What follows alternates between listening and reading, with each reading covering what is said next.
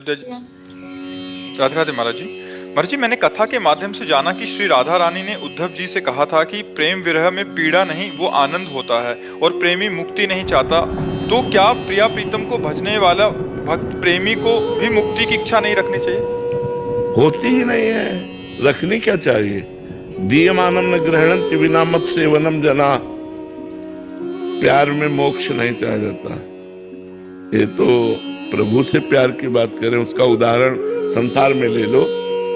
यदि आपको किसी से प्यार है या कोई आपको प्यार करता है, उससे कहा जाए कि आपसे दूर रख करके इतना बड़ा पद दिया जाएगा पर आप जीवन में कभी मिल नहीं सकते, तो क्या वो ये स्वीकार करेगा?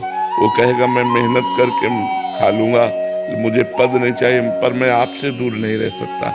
अगर प्यार यहाँ लोकवत है तो वो लोकवत त्यागने में उसको कितना कष्ट होता है कि वो तो परमेश्वर से प्यार है, परमात्मा से प्यार है। वो परमात्मा में डूबना नहीं चाहता, वो परमात्मा की सेवा, उनका नाम जप, उनका दुलार, उनका प्यार पाना चाहता है। परमात्मा नहीं होकर डूबना चाहता कि मैं परमात्मा बनकर परमात्मा में एक हो जाऊं।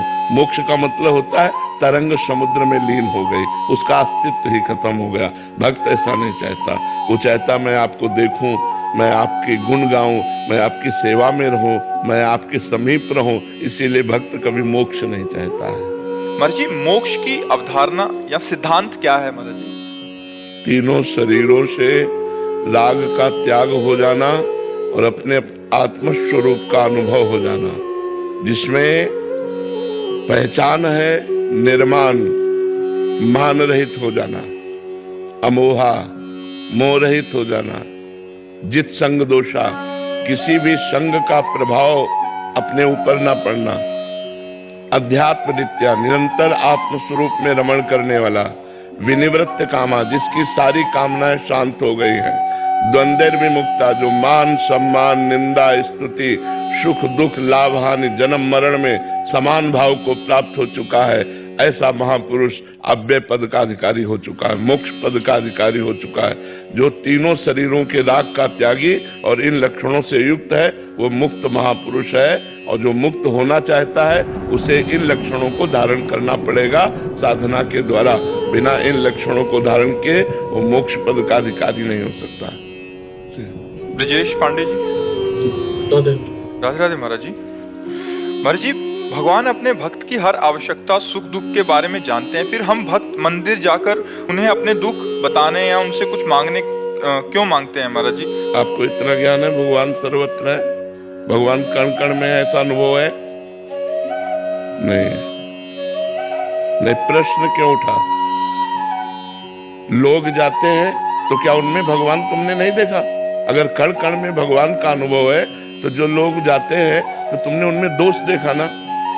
तुम भगवान कहाँ देख रहे हो? अगर उनमें भी भगवान देख रहे हो तो प्रश्न कैसा? इसका मतलब अभी आपको अनुभव नहीं है। जब खुद को अनुभव हो जाएगा कि भगवान सर्वज्ञ है और भगवान सर्वत्र है तो प्रश्न ही खत्म हो जाएगा। प्रश्न क्यों उठा? क्योंकि अज्ञानी हो इसलिए उठा। तो खुद का अनुभव अपने को देखो। अगर कोई भगवान को मंदिर में मानता है तो मानता तो है कि हाँ भगवान है, वो मानना शुरू किया है तो धीरे धीरे सिय राम में सब जग जानी वो अनुभव कर लेगा। लेकिन आप तो दोष दर्शन कर रहे हैं, आप उसमें भगवान न देखकर दोष दर्शन कर रहे हैं। आप में सबसे बड़ी कमी है। बुरा जो देखन मैं चला, बुरा ने मिलिया कोई, जो दिल खोजूं आपनो तो हमसो बिरानो। हमारी स्थिति नहीं भागवती। अगर भागवती की स्थिति है तो प्रश्न क्यों? आप हमारी बात समझ पा रहे हैं आप? क्योंकि यहाँ अध्यात्म की शुद्ध चर्चा होती है। प्रश्न क्यों?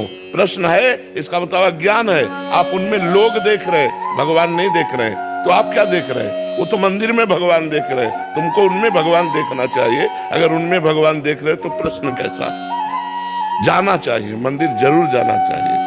भगवान सर्वत्र है लेकिन श्री विग्रह के रूप में अर्चावतार से विराजमान है, जरूर जाना चाहिए, प्रणाम करना चाहिए, पूजा करनी चाहिए, नमस्कार करना चाहिए, आवश्यकता हो तो मांगना चाहिए। वो पिता है, हम किससे मांगेंगे? वो सर्वलोक महेश्वर है, दाता है, हम उन्हीं से तो मांगेंगे। तो करना चाहिए। आप हमारी बात समझो, दोष दर्शन मत करो किसी। दीपिका जी। अजय पांडे जी प्रयागराज से। श्री हरिवंश महाराज जी। राधे राधे महाराज जी। महाराज जी, प्रसन्नता का मार्ग क्या है? भगवान का चिंतन, ब्रह्मभूता